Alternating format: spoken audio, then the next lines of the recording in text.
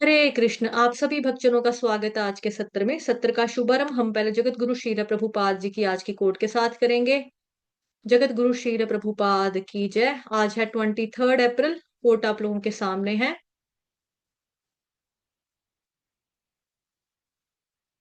हरे कृष्ण। हरे कृष्णा माता जी, पंचांग प्रणाम। हरे कृष्ण माता जी, पंचांग प्रणाम। हरे कृष्णा सभी भक्तों को पंचांग प्रणाम। भगवान श्री कृष्ण नृत्य कर रहे हैं। आपने देखा है, इसी प्रकार हमारी स्थिति केवल भगवान श्री कृष्ण के साथ नृत्य करने और प्रसन्न रहने की है रही है। वह हमारी स्थिति है, किंतु हम इस संसार में श्री कृष्ण से स्वतंत्र रहकर भोग करने के लिए आए हैं। इसलिए हमें माया शक्ति ने बांध लिया है। हैदराबाद 23 अप्रैल 1974। श्रील प्रभुपाद की जय। जय।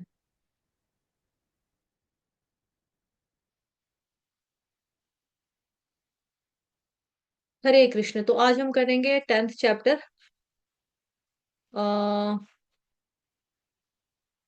श्री भगवान का ऐश्वर्य विभूति योग। श्लोक संख्या 28। आयुधानामहं व्रजन वज्रन। ठीक है, एक होता व्रज, एक होता व्रज। हो गया ना हमारा कृष्ण भगवान जी वाला व्रज भूमि। तो मेरे मुंह से व्र यहाँ निकल गया, बट वो व्रज है, यहाँ पे वज्र है। व्रज और वज्र दोनों में अंतर है। तो मेरी से गलती हुई है। आयुधानामहं वज्रन धेनु नामस्मि कामधुक् प्रजन्नश्चास्मि करदप्स कंदर्पस् सर्पाणामस्मि वासुकिः। अनुवाद और हम्म, तात्पर्य श्रील प्रभुपाद की जय। अनुवाद।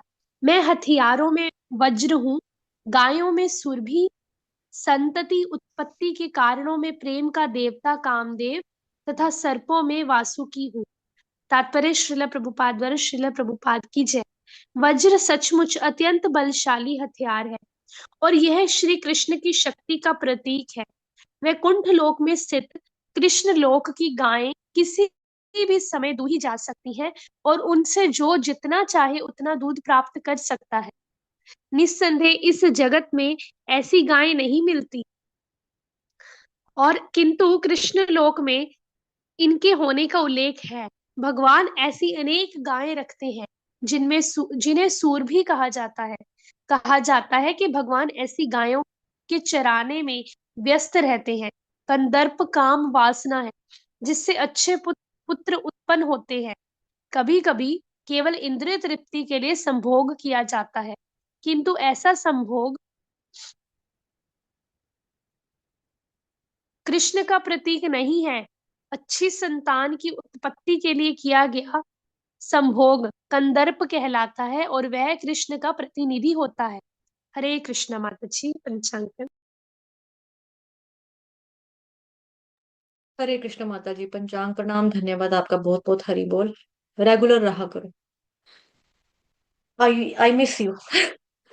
शायद सभी मिस करते होंगे। आयुधानामहं वज्रन धेनु नामस्मि कामधुक्। तो सबसे पहले यहाँ पे आया आयुधानामहं वज्रन, कि मैं हथियारों में, शस्त्रों में मैं क्या हूं? वज्र। वज्र। इसका जो है, वज्र का नाम आपने महाभारत के दौरान, रामायण के दौरान सुना होगा। ठीक है। युद्ध में अलग अलग शस्त्रों का इस्तेमाल होता है। जैसे अगर पुराने जमाने की बात करें, धनुष बाण, गदा, भाला, तलवार। और भगवान कह रहे सारे शस्त्रों में मैं वज्र हूं। वज्र जो होता है ये बहुत ही खास विशेष शस्त्र होता है। दधीची ऋषि करके एक ऋषि हुए, उनकी हड्डियों से ये वज्र नामक शस्त्र बना हुआ है। और उसमें दधीची ऋषि की तपस्या का तेज है। वो बहुत बड़े तपस्वी थे, बहुत तपस्या करते थे। और तपस्या का जो बल था ना उनका, वो उनकी हड्डियों में था। तो उनकी हड्डियों से ये शस्त्र जो है वो निर्मित हुआ है, निर्माण हुआ है इसका। क्योंकि वो नित्य नारायण कवच का पाठ किया करते थे। वो तपस्वी थे। और उन्होंने सबके तेज से ये शस्त्र बनाया था। इसीलिए ये वज्र शस्त्र बहुत शक्तिशाली है और बहुत खास है। जिसके ऊपर ये शस्त्र चलता था उसे बोलते थे वज्रपात। ये शब्द भी आपने सुना होगा, वज्रपात हो गया। है ना। तो और उसके जीवन पर संकट आ जाता था जिसके ऊपर ही चलता था, जिस पर शस्त्र छोड़ा जाता था। जैसे इंडियन आर्मी में सुना होगा आपने, है ना, इंडियन आर्मी में परमवीर चक्र बहादुर लोगों को, शहीदों को, उनको सम्मान करने के लिए दिया जाता है। उस पर भी यही बना हुआ, वज्र बना हुआ है। एक मिनट रुको, मेरे को समय लेने दो, 2 सेकंड का। एक मिनट, इसको स्टॉप करना पड़ेगा।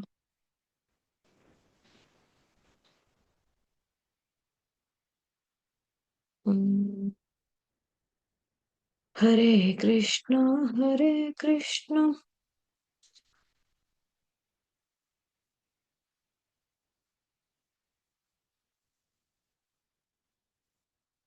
ये देखो, ये आपको दिख रहा है यहाँ पे फोटो, मैं इसको जूम करके दिखाती हूँ। ये देखो, इसके ऊपर बना हुआ ना, ये बना हुआ है इसके ऊपर, ये देखो, चारों तरफ जो चार मतलब कि बने हुए हैं। आई होप जूम करके अच्छे से नजर आ रहा है आप लोगों को।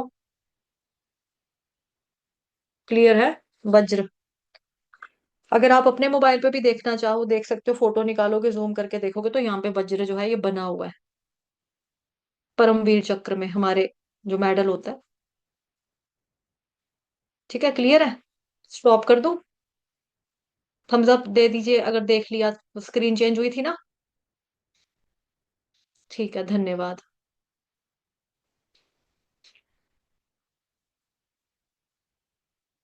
फिर है जी उसके बाद,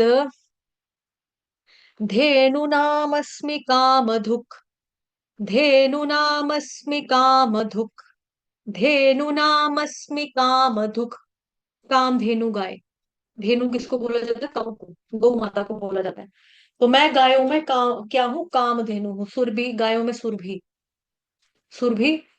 ठीक है, सुरभि गाय, कामधेनु गाय एक ही बात है यहाँ पे। ये देखो, कामधुक धेनु, धेनु किसको बोलते हैं? गाय। धेनु नाम, गायों में, अस्मि हूं मैं, क्या? कामधुक, सुरभि गाय हूँ।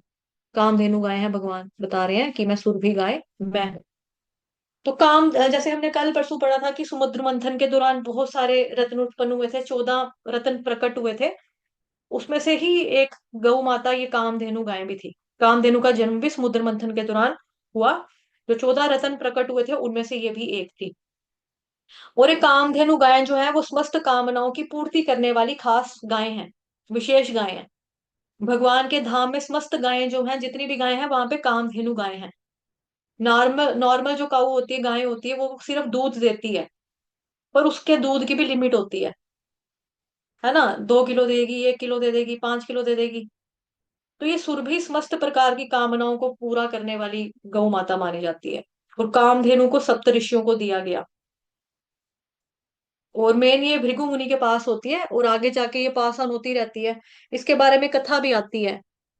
इसके बारे में अगर आप लोगों को याद होगा तो रामायण में कथा आती है। आई होप स्क्रीन चेंज हो गई। ठीक है, होगी होगी चेंज। ये देखो, ये जो है मतलब कि रामायण, रामायण के दौरान क्या हुआ था? रामायण के दौरान जी आपका कामधेनु गाय के बारे में आती है कथा कि एक बार राजऋषि विश्वामित्र उनके आश्रम में अतिथि बनकर आए। ठीक है, विश्वामित्र और वशिष्ठ मुनि के बाद की, उनके बीच की बात है ये। वशिष्ठ मुनि और विश्वामित्र की कथा है ये। तो एक बार राजाओं के ऋषि होते हैं यानी विश्वामित्र, वो उनके आश्रम में अतिथि बन के जाते हैं। उन्होंने बड़ी ही प्रेम से अपनी कामधेनु गाय की सहायता से अनेकों प्रकार के व्यंजन उनकी सेवा में समर्पित किया कि हमारे घर में मेहमान आया, चलो इनको अच्छे से आदर सत्कार करने के लिए उन्होंने खाना अच्छा खिलाया, प्रसादम अच्छा दिया उनको। विभिन्न प्रकार की उनको भोजन सामग्री उनके आगे पेश की। तो विश्वामित्र ने क्या किया? विश्वामित्र जो क्या था, अपनी विशाल सेना के साथ संतुष्ट हो गए। तो गाय की अलौकिक क्षमता को देखकर विश्वामित्र को बड़ा आश्चर्य हुआ है, ऐसा भी होता है। उन्होंने कुछ और मतलब कि उन्होंने बोला कि मेरे को दे दो ये गौ, आप ये मेरे को गाय दे दो। तो वशिष्ठ जी ने उसे बोला कि नहीं, हम नहीं दे सकते, मतलब कि उन्होंने मना कर दिया, असमर्थता व्यक्त की। तो विश्वामित्र ने क्या किया, जबरदस्ती उस गाय को छीनने की इच्छा, बोली कि अगर आप नहीं दोगे मैं जबरदस्ती लूंगा। तो बस फिर महर्षि वशिष्ठ मुनि जो थे उन्होंने उस गाय की सहायता से विशाल सेना खड़ा कर दी कि भाई गाय, अब देख ले ये तेरे को लूटने के लिए आ गया है, अब आप अपनी रक्षा करो। तो मैं तो अकेला निहत्था ब्राह्मण हूं, मैं क्या ही कर सकता हूँ। तो गौ माता ने फिर क्या किया, उस गाय ने एक अच्छी खासी बड़ी सहायता, मतलब कि अच्छी खासी बड़ी सेना जो थी वो पैदा कर दी। अब सेना जो थे, सेना के पास हाथी घोड़े सैनिक, ये शस्त्र अस्त्र सारे सैनिक जैसे होते हैं कि युद्ध का माहौल होता है वहां पे, वो माहौल क्रिएट हो गया। ठीक है। तो जिससे विश्वामित्र की जो सेना थी उसको मार भगाया। तो क्षत्रिय बल के सामने ब्राह्मण जो बल था, उसकी महानता को देखकर उनको हार माननी पड़ी विश्वामित्र मुनि। अब यहाँ पे देख रहे हैं, आप ये देखो ये लड़ने के लिए कैसे गया था। ठीक है। फिर जी उसके बाद एक और कथा आती है, इसको स्टॉप करेंगे। एक और कथा आती है कि जिसमें जमदग्नि और कार्तवीर्य अर्जुन की, ये कथा जो है ना ब्रह्म वैवर्त पुराण में आती है बेसिकली। कि ब्रह्म वैवर्त पुराण में क्या होता है कि वहां पर हम्म हम्म कि एक बार जमदग्नि मुनि ना तपस्या में लीन थे, और राजा कार्तवीर्य अर्जुन वहां पर पहुंच जाते हैं। और जैसे वहां पर स्वागत हुआ, सेम कथा है जो मैंने अभी आपको बताई ना, रामायण वाला वशिष्ठ मुनि और विश्वामित्र की जो कहानी, सेम कथा इनकी भी आती है। तो वो तपस्या में लीन थे, अब राजा कार्तवीर्य अर्जुन वहां पहुंच जाते हैं और जमदग्नि मुनि उनका स्वागत करते हैं, कामधेनु की मदद से वो पकवान बना बना के खिलाता है राजा को और उसकी सेना को। उनके समस्त सैनिकों की भगत आदर सत्कार करते हैं, मेहमान नवाजी करते हैं अच्छे से। सोने की थाली में उनको खाना खिलाते हैं। चांदी की कटोरियां होती हैं, चमचे होते हैं अच्छे अच्छे सुंदर सुंदर, चांदी के सोने के। और जंगल के अंदर उन्होंने कई सारे पकवान परोसे, मिठाइयाँ, शरबत, मिल्क शेक, आइसक्रीम, मतलब कि जो भी उस दौरान उस समय का जो अच्छी अच्छी चीजें होती होंगी ना, मतलब पकवान वाली, वो सारा कुछ उनकी थालियों में डाला गया, परोसा गया। अब राजा और सैनिक हैरान हो जाते हैं, जंगल में ऐसी दावत, जंगल में मंगल कर रहे हैं, यहाँ पे तो बड़ा मजा है, यहाँ पे इतना कैसे मतलब कि खाना आया इनके पास, वो भी साधुओं के पास हमारी आओ भगत करने के लिए। तो वो पूछते हैं कि आपने जंगल में ऐसी दावत का इंतजाम बंदोबस्त कैसे किया। तो जमदग्नि मुनि बताते हैं कि हमारे पास ना कामधेनु गाय है, इससे जो मांगो वो हमको मिल जाता है। तो राजा कहता है ये गाय तो फिर मेरे पास होनी चाहिए, मैं राजा हूँ। तो जमदग्नि ने बोला कि ये गाय तो मेरे को अतिथियों का आदर सत्कार करने के लिए दी थी, सेवा के लिए, आप मतलब कि जो भी मेहमान आएगा उसकी मेहमान नवाजी मैं ऐसे करूंगा, तो मेरे को इसके लिए दी गई है, मैं आपको कैसे दे दूं ये। लेकिन चलो कोई बात नहीं, आप राजा हैं, मैं आपको निराश नहीं करना चाहता, अगर आप इनसे कुछ मांगना चाहते हो मांग लो, यहाँ पे खड़े होकर जो आपको चाहिए गौ माता दे देगी आपको। राजा ने बोला मेरे को चीजें नहीं चाहिए, मेरे को तो पूरी की पूरी गाय ही चाहिए, मैं तो गाय ही लेके जाऊंगा। उन्होंने मना कर दिया। फिर राजा ने बोला चल ठीक है, लड़ मेरे साथ, अगर तू हारा तो फिर मेरे काऊ मेरी हो जाएगी, गाय मेरी हो जाएगी, और आप आपके पास नहीं बचेगी गाय। तो उसने क्या किया, अब राजा ने सेना को बोला कि अटैक करो जी इनके ऊपर, मारो इन सबको। तो फिर जब युद्ध करना शुरू कर दिया और जबरदस्ती कामधेनु गाय को लेकर जाने की कोशिश करता है वो, तो जमदग्नि मुनि काऊ माता से, कामधेनु गाय से कहते हैं भाई आप अपनी खुद की रक्षा खुद कर लो, सैनिकों को उत्पन्न करो। ये तो मगर पीछे पड़ गया है वो, तो ये पीछा नहीं छोड़ेगा ऐसे, आपको उसके साथ जाना पड़ेगा। और आप तो जानते हो कि मेरे को आपको क्यों दिया गया है, अतिथियों का आदर सत्कार करने के लिए दिया गया है। ये आपसे ये लालच करके लेके जाएगा आपको, और बाद में पता नहीं क्या करेगा, तो आप अपनी रक्षा खुद कर लो अब।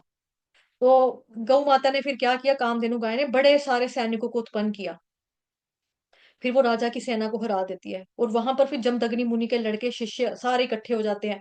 वो भी फिर राजा कार्तवीर्य, सुना है मतलब ऐसा कि जो राजा कार्तवीर अर्जुन था ना, उसके 1,000 हाथ थे, 1,000 हैंड्स थे उसके, उनके सभी हाथों को काट दिया जाता है। और फिर राजा जो होता है मतलब कि अपनी बाजू, कटी हुई बाजू के साथ दौड़ जाता है, वहां से भाग जाता है। और जमदग्नि मुनि के पास फिर जो होती है वो कामधेनु गाय जो है वो रहती है। सेम चीज ना ये आपने वहां पे भी देखी है, गोवर्धन लीला में। गोवर्धन लीला के दौरान क्या होता है कि पहले तो आपको मालूम है जो इंद्रदेव का है ना, कृष्ण भगवान ने जो श्रीमद् भागवतम में भी इसका आता है वर्णन, और आपने मालूम भी, आप सब भक्तों को हम सेलिब्रेट भी करते हैं। तो श्रीमद् भागवतम में कृष्ण भगवान जब गोवर्धन लीला करते हैं ना, और इंद्रदेव को पछतावा होता है, उनको शर्म आ रही होती है कि भी मैंने क्या कर दिया, क्यों मैंने इतनी ज्यादा बारिश लगा दी थी, ऐसे इनको क्यों तबाह करने का सोचा, मैंने पूरे ब्रजवासियों को उड़ाने का सोचा, मैंने प्रलय लाने का सोचा, मैं कैसा इंसान हूँ, मैं कैसा कैसा हूं मैं। उनको बड़ा शर्मसार होते हैं वो, और उनको ना इतनी भी फीलिंग आ रही होती है कि मतलब हिम्मत नहीं पड़ रही होती है कि मैं कैसे भगवान जी के सामने जाके अपनी शक्ल दिखाऊं। ठीक है, कि मैं कैसे जाकर अपनी शक्ल दिखाऊंगा भगवान जी के सामने जाकर, मैं किस किस तरह से उनका सामना करूं, तो कैसे माफी मांगू उनसे। तो कोई उनको बताता है कि भगवान को ना कामधेनु गाय बहुत अच्छी लगती है, बहुत प्रिय है, अगर आप उनके साथ चले जाओ और भगवान जी को दिखाना वो गौ माता आप, तो भगवान खुश हो जाएंगे। इंद्रदेव के साथ साथ सुरभि गायें भी भगवान को मनाती है, दोनों प्रार्थनाएं करते हैं। अब देख रहे हैं आप पीछे फोटो में, यहाँ पे सुरभि माता भी है, यहाँ पे इंद्रदेव देखो आंखों से आंसू निकल रहे हैं, रो रहा है। हाथी भी लेकर गया था अपना रावत, ठीक है, हाथी भी लेकर गया था, भगवान जी को मना रहा है, रिक्वेस्ट कर रहा है कि मेरे से गलती हुई, पाप हुआ मेरे से, अपराध हो गया। ठीक है, तो सुरभि माता जो होती है, सुरभि गौ मतलब, वो भी भगवान जी को मनाती है, दोनों प्रार्थनाएं करते हैं। तो सुरभि क्या करती है, अपने थनों से दूध निकालती है, दूध निकालती है कि भाई ये भगवान जी आप, ये देखो यहाँ पे मैंने फोटो चेंज किया है, आई होप चेंज हो गई हो। चेंज होगी तो प्लीज थम्स अप दे सकते हैं, थम्स अप दे दो, हैंड रेस मत करो, थम्स अप दे दो। सरोज माता जी हैंड रेस कर रही हैं, जी धन्यवाद, हरे कृष्णा। तो ये देखो यहाँ पे जो एरावत हाथी हाथी है, ये भी भगवान जी का अभिषेक कर रहा है, ये भी खुश हो रहा है। जो गौ माता है, गाय, गौ माता सुरभि गाय, कामधेनु गाय, ये देखो सीधा सीधा यहाँ पे थनों में से दूध निकाल के ये बुछार मार रही है कृष्ण भगवान जी के ऊपर। ठीक है, ये कृष्ण भगवान जी के ऊपर बुछारे मार रही है दूध की, मतलब कि भगवान जी का अभिषेक कर रही है अपने दूध के साथ, है ना। तो उस तरह से फिर ये गौ माता भी आती है मनाने के लिए, हाथी भी आता है, एरावत हाथी जो होता है इसका इंद्रदेव का, ये भी आता है भगवान जी को मनाने के लिए, खुद स्वयं जो आपके ये होते हैं, क्या नाम है इनका, इंद्र देवता, ये भी आते हैं मनाने के लिए भगवान जी को कि चलो हमसे गलती हुई है, हमने पाप कर दिया, लेकिन प्लीज आप मान जाओ। एरावत जो होता है वो भी भगवान जी का जल के साथ अभिषेक करता है। गोवर्धन पर्वत में अभी भी है सुरभि कुंड, है ना, जहाँ पे सुरभि ने भगवान जी का अभिषेक किया था। और सुरभि गाय को भगवान जी बहुत प्रेम करते हैं, बहुत बहुत प्रेम करते हैं। और सुरभि गाय भी भगवान जी को आनंद प्रदान करने वाली है। तो भगवान जी का एक नाम जो पड़ा ना, गोविंद, जो इस लीला में ही उन्हें दिया। तो गोपाल भी भगवान का एक नाम है, गोपाल नाम का मतलब होता है गायों को आनंद देने वाले हैं भगवान, है ना, गऊओं को पालने वाले हैं भगवान। वैसे तो सभी जीवात्मा को पालने वाले हैं, लेकिन हम देखते हैं कि जैसे राम भगवान के दौरान, मतलब कि क्या होता था कि राम भगवान ने भी ना अपने जैसे रिसेंटली मैंने एक वीडियो देखा था कि उसमें वो लोग बोल रहे थे कि इनका राम भगवान जो है, अयोध्या में क्यों मंदिर बना दिया इनका, इनका राम भगवान तो खुद गौमांस खाता था, वो क्षत्रिय था। बट ऐसा बिल्कुल भी नहीं है। राम भगवान के दौरान राम भगवान ने अपने राज्य में कानून, जैसे जिसको कहते हैं ना बिल पास करना, आज की डेट में कानून पास करना, बिल पास करना, वो उन्होंने बिल पास किया था, कानून पास किया था कि मेरे राज्य में तो क्या, पूरे भारतवर्ष में कहीं पे भी गौ की हत्या नहीं होनी चाहिए। तो उन्होंने पूरा प्रतिबंध लगा के रखा हुआ था कि गाय की हत्या नहीं होनी चाहिए, ठीक है, गाय नहीं मारनी। तो गौ माता का स्थान जो है हमारे धर्म में बहुत ऊंचा है। हमें सड़क पर भी, हमें मेरी मतलब मदर ने मेरे को बचपन से ही सिखाया है, अगर सड़क पे भी कभी गौ माता दिखे, ये मत सोचना कि हम गौशाला में कौन सा खड़े हैं। सड़क पे भी अगर आपको कहीं गौ माता दिखे, आप वहां पर भी उसको नमस्ते करो, नमस्कार करो, झुककर प्रणाम करो गौ माता को। गौ माता के अंदर सारे हमारे देवी देवताओं का वास होता है ना। गौ माता की जो पींछ पूंछ होती है ना, कई बार ये होता है कि जैसे हम बच्चे होते थे छोटे छोटे, तो हम हम जब छोटे छोटे बच्चे होते थे, तो कभी निकलना हमने, तो गौ माता ने मतलब कि मल मूत्र का विसर्जन त्यागना, मतलब करना। तो हमने कहना, ओ कऊ ने पॉटी कर दी, छी छी कऊ ने पॉटी कर दी, आय हाय कऊ ने सुसु कर दिया। तो हमारी मम्मा ने कहना, नहीं ये ऐसे नहीं बोलते हैं, गंदी बात होती है, पाप होता है, ये गोबर बोलते हैं इसको, और ये इसमें लक्ष्मी का वास होता है। गाँव के, अगर आप गाँव में जाओगे ना, बच्चों का भी आप देखना, गाँव में जाओगे तो वहां पर आज भी इसका लेप किया जाता है, गौ माता के गोबर से लेप किया जाता है। और कृष्ण भगवान जी को वो घर बहुत पसंद होता है जहां पे इस तरह से अभी भी गौ माता का लेप किया, मतलब गौ माता के गोबर से लेप किया जाता है। मैंने आपको शायद थोड़े दिन पहले बताया भी था, मेरी एक फ्रेंड है, वो गाँव वहां रहती है, गाँव में रहती है। तो जब मैं उसके घर में गई ना, तो उनका मतलब अभी भी, मतलब एक पक्का मकान है और एक कच्चा वाला मकान, मतलब कि एक कच्चा रूम तो उन्होंने रखा ही होता है कृष्ण भगवान के लिए, कि जिसपे वो गोबर लीपते हैं, गोबर फेरते हैं। तो उसने गोबर फेरा, तो फिर मुझे कहती है कि ना मैंने ना फिर पता नहीं क्या हुआ कि फिर मैंने उसको बोला, गोबर तो लीप चुकी थी एनीवेज वो, थोड़ी देर के बाद, मतलब कि शाम जब हुई ना, थोड़ा देर तक, तो वो कहती है अभी मैंने ये भी करना है। मतलब कि ना उसमें डिजाइन बनाते हैं व्हाइट कलर की, पट्टी सी लगाते हैं, मतलब चारों छुपेरे, मतलब फोर कॉर्नर्स में वो लगाते हैं पट्टी सी, एक व्हाइट कलर की रंगोली सॉर्ट थोड़ा बहुत उसको कलरफुल सा बनाते हैं। या व्हाइट पट्टी तो लगाते ही लगाते हैं, कहते हैं अगर हम ये नहीं ना लगाएंगे, भगवान एक टांग पे खड़े रहते हैं जब तक ये ना लगाएं। क्योंकि भगवान ना तभी पाँव रखते हैं जब इसके ऊपर इस तरह से लगा हो। तो भगवान जी को बहुत ज्यादा पसंद है गौ माता। और इस तरह से गौ माता की सेवा करने वाले जो गो गो रक्षक होते हैं। मतलब अब तो देखो रक्षा करने की जरूरत पड़ रही है ना। अब तो रक्षा करने की जरूरत पड़ रही है। कि हमारे यहाँ भी एक रीत है माता जी, अन्न अन्न बट्टिया फेस्टिवल, जहाँ गोबर से गौ माता का बछड़ा बनाते हैं, साथ में कलर्स लगाते हैं, पूजते हैं हमारे घर में। हाँ माता जी, ये वाला जो आप बता रहे हो ना, ये होता है, पंजाबियों में भी होता है, मतलब ये कल्चर में है, हमारा भी है। तो इस तरह से जब हम करते हैं, सेवा करते हैं, तो भगवान प्रसन्न होते हैं, भगवान को खुशी होती है। तो देखो भगवान जी ने जैसे हमें सिखाया, कृष्ण भगवान जो सनातन धर्म में है, सीधी सीधी बात है, इसमें कोई वो नहीं है। सनातन धर्म में हमें क्या सिखाया जाता है, भगवान कृष्ण जब आते हैं हमको सिखाते हैं, दूध बहाओ, दूध की नदियां बहाओ, माखन खाओ, पनीर खाओ, लस्सी पियो, है ना, दही खाओ। ये चीजें हमको भगवान जी सिखाते हैं। कि और देखो कि जब वहां पे राक्षस के कंस मामा के यहाँ पर माखन लेकर जाते थे, तो क्यों भगवान जी मक्खन की मटकियां फोड़ते थे, क्यों वो तोड़ते थे इन सबका, इसीलिए वेस्ट करते थे भगवान की। ये मतलब कि हमारे इधर के बच्चे जो है ये कमजोरी लाल बने हुए हैं।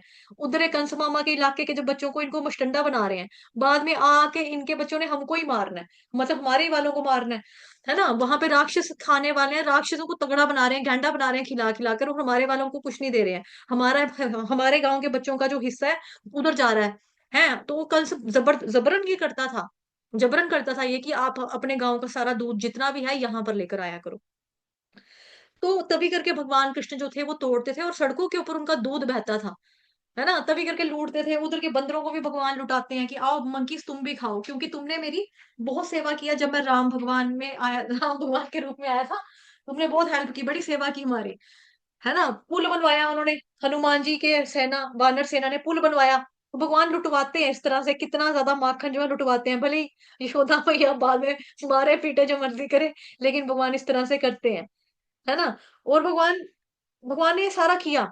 और भगवान ने ये भी बोला गौ माता को, राम भगवान के दौरान की बात करते हैं, राम भगवान के समय की, कि राम भगवान ने ये भी बोला कि इस बारी तो भाई मैं इतना ही कर पाया, कि मैं कानून ही लगा पाया, कि भाई मैं आपकी हत्या होने से रोकू, प्रतिबंध लगा पाया खाली। लेकिन अगला जब मैं आऊंगा ना, तो मैं आपकी बहुत सेवा करूंगा, खूब सेवा करूंगा। तो फिर कृष्ण भगवान जब आते हैं, फिर वही राम भगवान जब मतलब कृष्ण बनकर आते हैं, तो कृष्ण भगवान क्या करते हैं, हम देखते ही, हम जानते ही हैं सारे कि भगवान किस तरह से गौ माता को प्रेम करते हैं, रक्षा करते हैं, प्यार करते हैं, मतलब उनकी सेवा करते हैं, है ना। और हर गौ को किस तरह से इंजॉय करवाती, मतलब कि गौ माता भगवानों को, जब भगवान को देखती थी ना, जब गौ माताएं भगवान कृष्ण को देखती थी, तो जैसे होता ना, हम संसार में, मतलब भौतिक संसार में देखी जाती है, कि जब माँ, जो माँ होती है, अगर माँ की दिल के अंदर ममता है, तो ही उसकी छाती से, तो ही उसके स्तनों से दूध निकलता है। अदरवाइज अगर माँ के अंदर प्रेम ना हो ना, इस तरह का वात्सल्य भाव ना हो, तो उसका दूध उतरता नहीं था।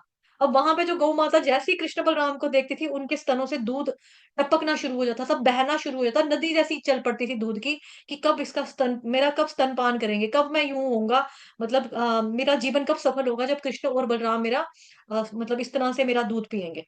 और आपको दामोदर लीला में भी याद होगा कि किस तरह से, जब दामोदर अष्टकम दामोदर लीला में हम पढ़ते हैं, कि जब कृष्ण भगवान की यशोदा मैया होती है, भगवान आते हैं, उठते आंखें मलते हुए आते हैं सुबह, और भगवान मैया को गोद में बैठते हैं, और इच्छा जताते हैं कि मेरे को दूध पीना, मेरे को भूख लगी है। तो भगवान की मम्मा यानी यशोदा मैया क्या करती हैं, उनको अपनी गोद में लिटाती हैं, स्तनपान करवाना शुरू कर देती हैं, भगवान इंजॉय कर रहे हैं।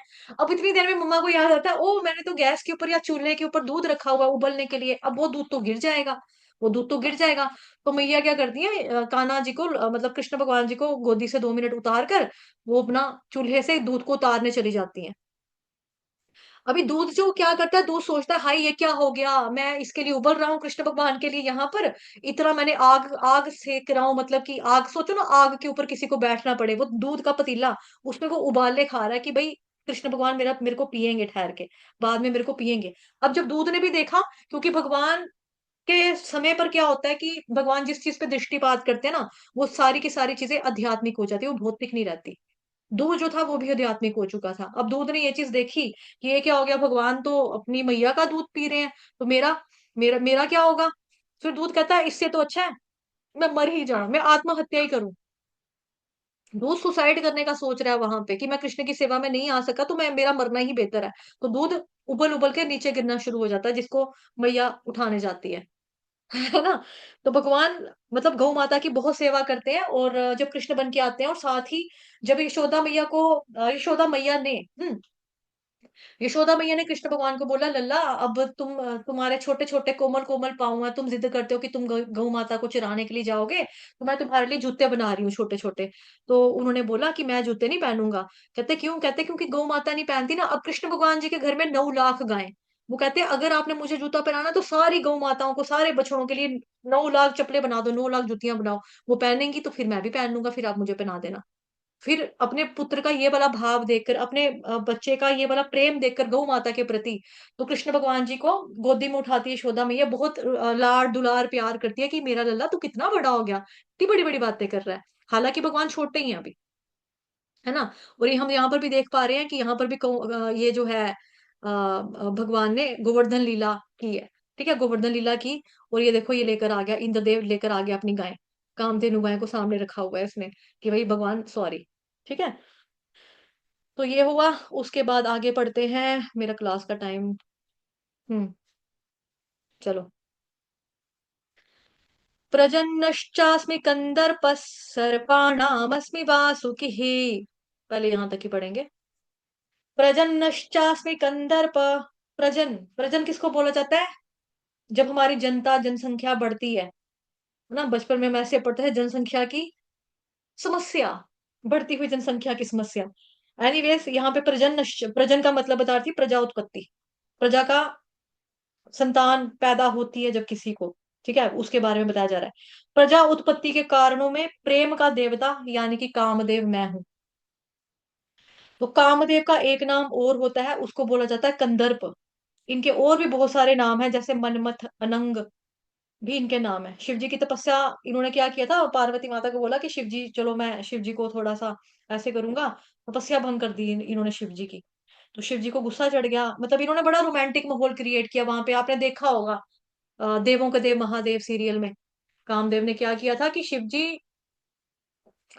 को थोड़ा सा तपस्या से हटाने के लिए भी नहीं, उनका मकसद था, उनका मकसद ये था कि पार्वती माता को प्रेम करें, पार्वती माता की तरफ ध्यान दें। तो उनको ये पूरा रोमांटिक वाला माहौल बनाते हैं, तीर अपने बाण चलाते हैं, उसमें से फूलों की वर्षा होती है, पूरा गुलाब गिरते हैं, गुलाबों की खुशबू आती है, मतलब इस तरह से वो बनाना शुरू करते हैं। तो शिव जी जो होते हैं, उनको गुस्सा आता है, बहुत क्रोध आता है, क्रोध में आके शिव जी ने इनको भस्म कर दिया। इनका नाम पड़ा अनंग। इसके बारे में 10th कैंटो में भी बताया हुआ है, और जो हमने श्री कृष्ण बुक पढ़ा था आपका, चतुर्मास में पढ़ा था और कार्तिक मास में पढ़ा था, उसमें भी हमने पढ़ी है ये बातें, है ना। ये चीज, ये कथा हमने पढ़ी है। तो शिव जी ने गुस्से में आकर इनको भस्म किया, इनका नाम पड़ा अनंग। तो प्रेमियों के लिए जो माहौल का इंतजाम होता है वो कामदेव यानी कि कंदर्प ही अरेंज करते हैं। ये उनकी सेवा है बेसिकली।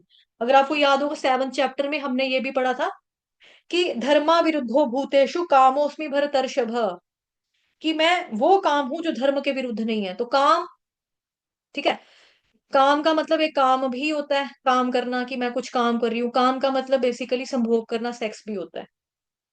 और भगवान ने गीता में ये बताया था 7th चैप्टर के 11th नंबर के श्लोक में, कि मैं वो काम हूं को जो धर्म के विरुद्ध नहीं है। अब जो धर्म के विरुद्ध नहीं है, यानी कि भगवान ने इस काम को अपनी विभूति बनाया है। अब बताया है कि अगर आपको संभोग करना है आपस में, संतान उत्पत्ति के लिए काम चाहिए, जरूरी है, तो कंदर्प से अच्छी संतान की उत्पत्ति होती है। इंद्र तृप्ति के लिए काम अगर कोई करता है, संभोग करता है, तो वो धर्म नहीं है। जैसे आजकल हनीमून कल्चर हो चुका है। हनीमून कल्चर में क्या होता है कि इंसान पहले ही शादी से पहले ही, मतलब कुंवारे लड़के लड़कियां जो होते हैं, पहले ही पूछते हैं, हाँ जी कहाँ जाना है फिर हनीमून पे? हाँ स्विट्जरलैंड चलते हैं, हाँ ठीक है जी। वहां पे जाते हैं, ड्रिंक वगैरह करते हैं, औरत भी पी रही है, आदमी भी पी रहे हैं। ऐसे में करके ये संतान उत्पत्ति तो भले ही हो जाएगी, लेकिन ऊट पटांग संतान होगी, बिकॉज इनके बॉडी में, इनकी नाड़ियों में, नसों में क्या था? नशा था। नशा था, कि नशा भी किस चीज का था? इंद्र तृप्ति का नशा था ना, कि पहले हम पिएंगे, खाएंगे, पिएंगे, एंजॉय करेंगे, उसके बाद हम संबंध बनाएंगे आपस में, है ना, उसमें एंजॉय करेंगे। तो इनमें क्या है, इनका जो काम है, इनका काम गंदे वाला है, इनका काम वासना वाला काम है। ठीक है। तो फिर बाद में तभी तो ऐसे लोग रोते हैं कि बच्चे हमारा कहना नहीं मानते। कहाँ से मानेंगे? क्योंकि हमें प्रभुपाद जी ने बताया हुआ है कि अगर आपने संतान की उत्पत्ति करनी है, तो आप पहले, आपके मन में ये चीज क्लियर होनी चाहिए कि जो बच्चा मैं पैदा करूं वो भगवत धाम में मैं उसको भेज के रहूंगा या रहूंगी। पिता का मेन योगदान होता है इसमें। ठीक है, मेन पिता का योगदान है, कि पिता अगर ये सोचे कि हाँ जो बच्चा मैं दुनिया में ला रहा हूँ, इसको मैं भगवत धाम में भेजूंगा। फिर उसके बाद अपने गुरु महाराज के चरणों में प्रार्थना करो, घर के बुजुर्गों से आशीर्वाद लो, माता पिता से आशीर्वाद लो। हरे कृष्ण महामंत्र का 64 64 माला करो। उसके बाद आप संबंध बनाओ, ये हमारा हमें तरीका बताया, मतलब कि ठीक है। लेकिन ऐसा कोई नहीं करता, तो वही भगवान कह रहे हैं गीता में 7 चैप्टर के 11 श्लोक में कि मैं वो काम हूं जो धर्म के विरुद्ध नहीं है।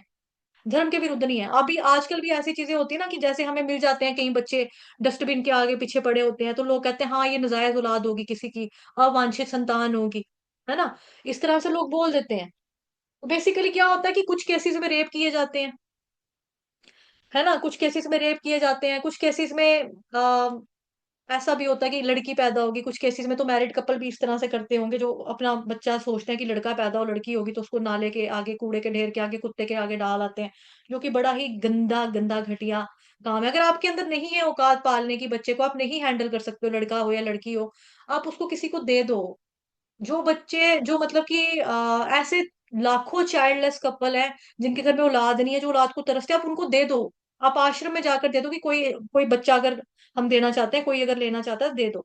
लेकिन प्रॉब्लम वही होती है ना, किसी का अगर संबंध ही नाजायज हो तो वो किस तरह से समाज के सामने आकर बोले, है ना, वो चीजें होती है। तो ऐसे केसेस में ये चीज देखी जाती है, तभी भगवान बता रहे हैं कि मैं वो काम हूँ जो धर्म के विरुद्ध नहीं है। तभी करके हमको जो बताया जाता है 4 नियम पालन करना, उसमें से एक है ना, नो इलिसिट सेक्स। करना है करो, अपने अपनी बीवी के साथ करो, अपने अपने हस्बैंड के साथ करो, उसके अलावा कहीं मत करो। अगर आप ये भी कर रहे हो खाली अपने हस्बैंड के साथ, खाली अपनी पत्नी के साथ, तो ये भी ब्रह्मचार्य का पालन है, प्रभुपाद जी बताते हैं। ये भी ब्रह्मचार्य है, ये भी ब्रह्मचार्य की श्रेणी में आएगा। ठीक है। और संतान की उत्पत्ति के लिए काम चाहिए। कंदर्प मुनि से क्या होता है, संतान, अच्छी संतान, संतान की उत्पत्ति होती है। जो हम अपनी सेल्फ ग्रेटिफिकेशन के लिए करते हैं काम संभोग, वो धर्म नहीं है, और ना ही कृष्ण की प्रसन्नता है उसमें। इंद्र तृप्ति में सुख की अनुभूति होती है, उसे सुख बुद्धि का त्याग करके जब हम काम का उपयोग किया जाता है, वो है भगवान की सेवा में लगाना। और वो काम भगवान कह रहे हैं, वो काम, वो विभूति भगवान कह रहे हैं भी मेरी है, वो मैं हूं। उसके बाद है सर्पाणामस्मि वासुकी ही, सर्पा, सर्प, सर्प बोलते हैं किसको, स्नेक को। सर्पों में मैं कौन हूँ, वासुकी हूँ। सर्पों में मैं वासुकी हूँ। अब सर्पों में मैं वासुकी हूँ, कश्यप मुनि और कद्र की संतान है वासुकी। समुद्र मंथन के दौरान समुद्र को मंथन करने के लिए एक बड़ी रस्सी चाहिए थी। तो रुको, मैं इसका ना फोटो नेट से निकालती हूँ बात करते करते आपसे, ठीक है। तो इनको चाहिए था, एक बड़ी सी रस्सी चाहिए थी समुद्र मंथन के दौरान। तो मथने के लिए, मतलब कि जिसको हम कहते हैं ना मदानी, पंजाबी में हम कहते हैं मदानी, वो होती है ना वुडन की होती है, जो आगे वुडन की होती है, समुद्र, एक मिनट, MANTHAN, समुद्र की होती है। और समुद्र की होती है, समुद्र की नहीं होती, क्या बोल रही है एक मिनट, समुद्र मंथन लिख रही हूँ ना यहाँ पे, तो वही बोला जा रहा है मेरे से। और एक मिनट, दिखा रही हूँ, शो कर रही हूँ। अरे यार, ये क्या हो गया, माइक्रोसॉफ्ट।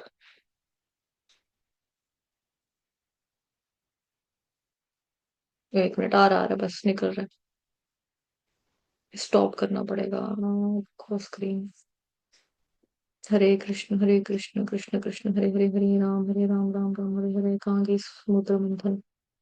हम्म, ये देखो।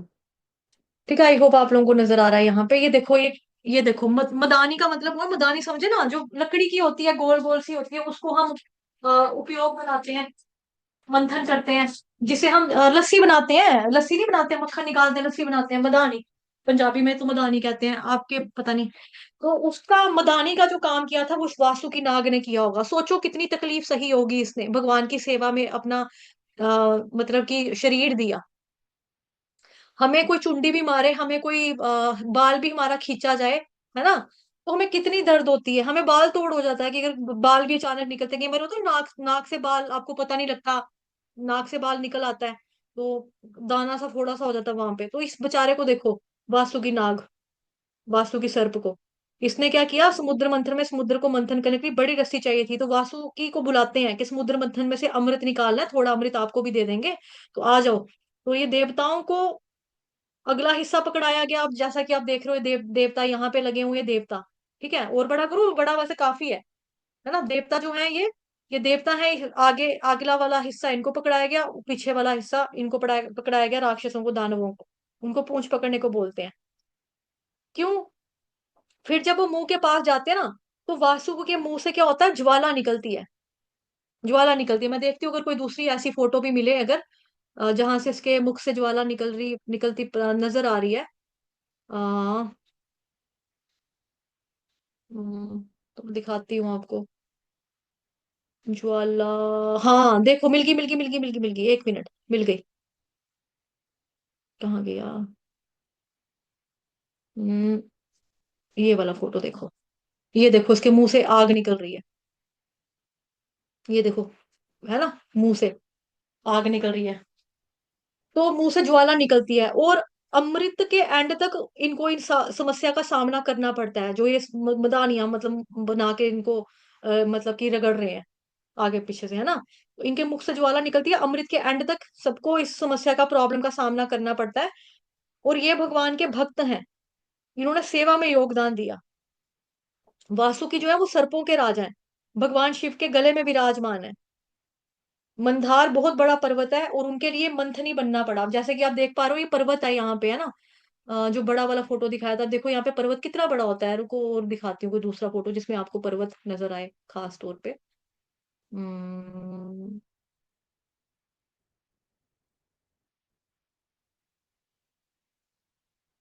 दिख रहा है? पता नहीं दिख रहा है कि नहीं दिख रहा है, रुको।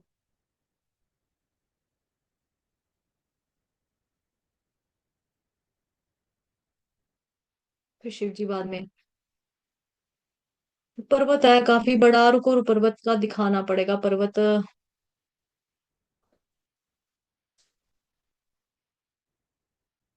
ये देखो पर्वत है काफी बड़ा, इसके आगे पीछे देखो।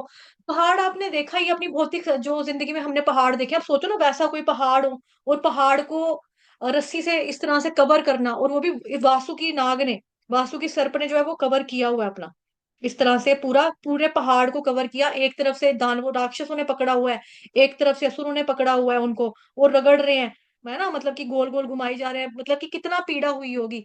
रस्सी को भी अगर हम खींचते हैं, जैसे आपने वरदराज की कहानी पढ़ी है, वो वाली, क्या उसमें कहावत आती है, करत करत करत अभ्यास थे जड़मत हो सुजान रसरी आवर पाते सिल पर परत निशान की। अगर हम प्रयास करते रहे तो रस्सी खींचने से चट्टानों के ऊपर भी लकीरें पड़ जाती, चट्टानों के ऊपर भी लकीरें पड़ती हैं। तो सोचो कि ये तो शरीर है, उसकी बॉडी है, बॉडी को कितना कष्ट पहुंचा होगा इस सेवा में, कितना तकलीफ हुआ होगा।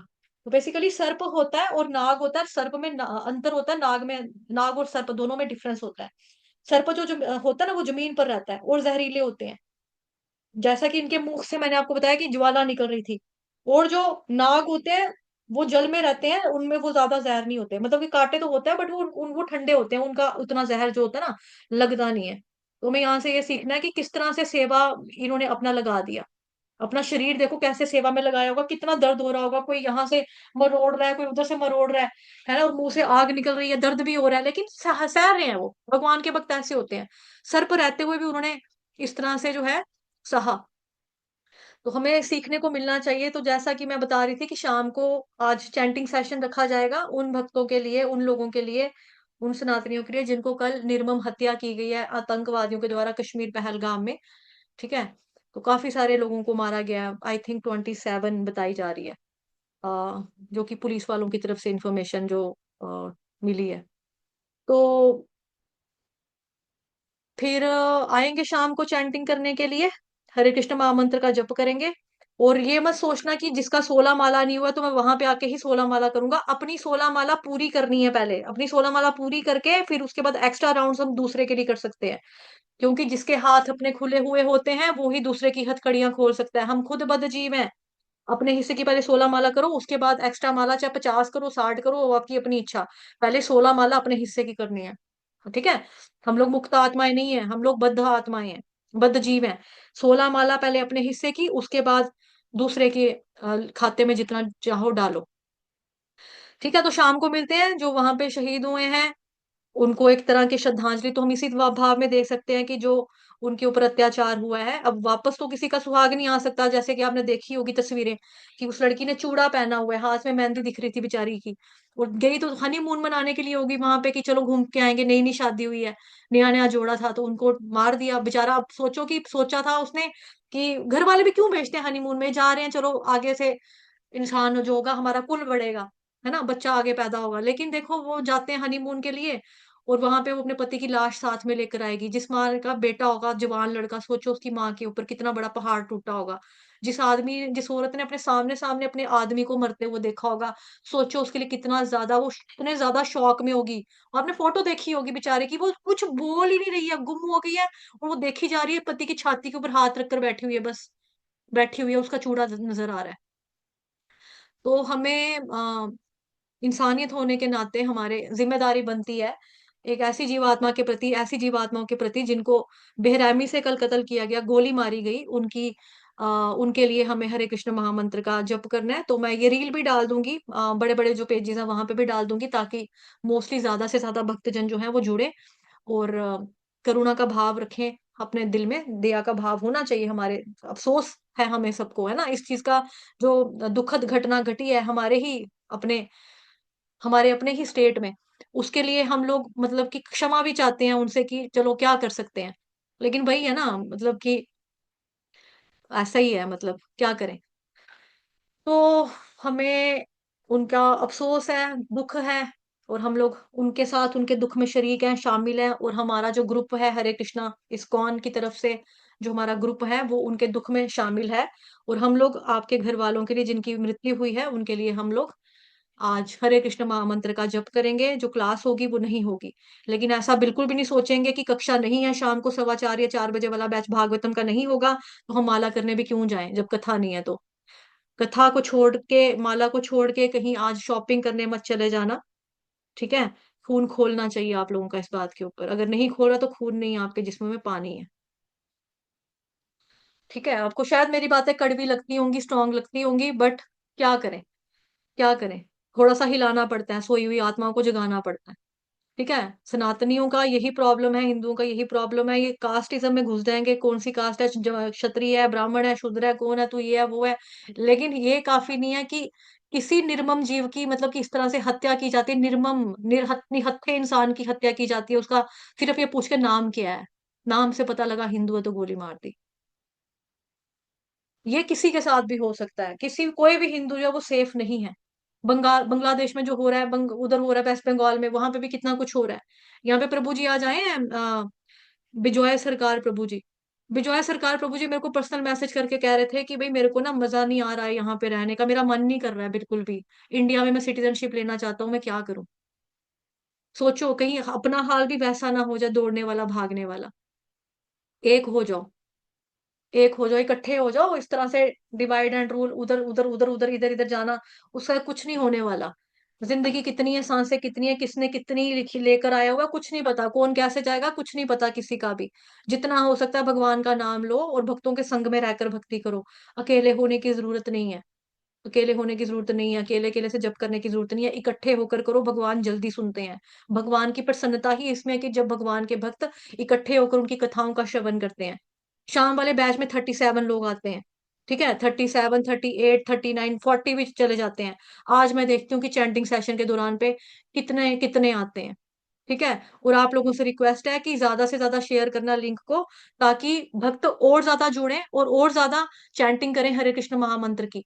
उन भक्तों के लिए, उन लोगों के लिए जो कल जिन्होंने जान गंवा दी है, उनके परिवारों के लिए जिन्होंने अपने परिवार का बच्चा खोया है, उनके लिए, जिस औरत ने अपना मर्द खोया है, जिस औरत ने अपना आदमी खो दिया कल, उसका चूड़ा भी अभी बेचारी ने पहना हुआ है, उसकी मेहंदी भी दिख रही है। ऐसी घटनाएं अगर हो रही हैं, ऐसा चीजें होती रहेंगी, तो कुछ फर्क नहीं, मतलब कि फर्क तो नहीं पड़ रहा लोगों को ना। मतलब कि अब देखो, जैसे मैंने पूछा था कि कितने लोग हैं जो आएंगे, आप यहाँ पर 31 लोगों की स्ट्रेंथ है, 31 लोगों में से 6 लोग कह रहे हैं कि हम आएंगे। आपकी इंसानियत कहाँ पे है? आप अपने आप को हिंदू कहते हो, अपने आप को सनातनी कहते हो आप लोग? धिक्कार है आप लोगों के ऊपर। जो 31 लोग यहाँ पर बैठे हैं, उसमें से सिर्फ 6 लोग हाथ उठा रहे हैं कि हाँ हमें अफसोस है, हम लोग आ जाएंगे जी चैंटिंग करने के लिए, बाकी बाकी रसमलाई खाने के लिए जाएंगे, पिज्जा बर्गर खाने के लिए जाएंगे। आधे सोचेंगे कि आज तो क्लास ही नहीं है, आज का क्या मतलब है हमारा जाने का, आज तो शहीदों के लिए तो महात्मदारी रखी होगी इन लोगों ने, अफसोस रखा हुआ है, आज हम क्या करेंगे जाकर। इस तरह से मत करो। किसी का नंबर कभी भी आ सकता है, जो आया है वो जाएगा, आज नहीं तो कल सबका नंबर आएगा। ये मत सोचो कि वहां पे हो रहा है, वहां वहां पे प्रॉब्लम है, आपके घर तक आग पहुंचते देर नहीं लगेगी। ये बात याद रखना। कोरोना वायरस के दौरान भी ऐसा ही हुआ था ना। कोरोना वायरस हमने पहले क्या सोच रहे थे, ओ तो चीन में है, चाइना में हो रहा है जो हो रहा है। धीरे धीरे धीरे धीरे धीरे धीरे करके ये आग हमारे घर तक पहुंची है, हमारे घर के लोगों तक लोग गए हैं। किसी किसी ने अपने पूरे मम्मी, दोनों मम्मी पापा को खो दिया, किसी किसी ने पूरे पूरे टब्बर को, पूरी पूरी फैमिली को खो दिया। वायरस की तरह है ये वायरस, कभी भी क्या कैसे भी आएगा, कहीं से भी आएगा। ये मत सोचो कि कैसे हम बचे रहेंगे, हम सेफ है, हम तो दूर रहते हैं। कुछ दूर नहीं है, कुछ दूर नहीं है, कोई भी किसी से दूर नहीं है। तो आप लोगों से रिक्वेस्ट है कि यहाँ पर आइए, चैंटिंग सेशन में आते रहो और रेगुलरली करो। व्हाट्स द मैटर माता जी? शुभांगी कालिंदी देवी दासी माता जी पूछ रही है क्या प्रॉब्लम है माता जी, क्या मैटर है? मैटर ये है, कल जो हुआ है पहलगाम कश्मीर में,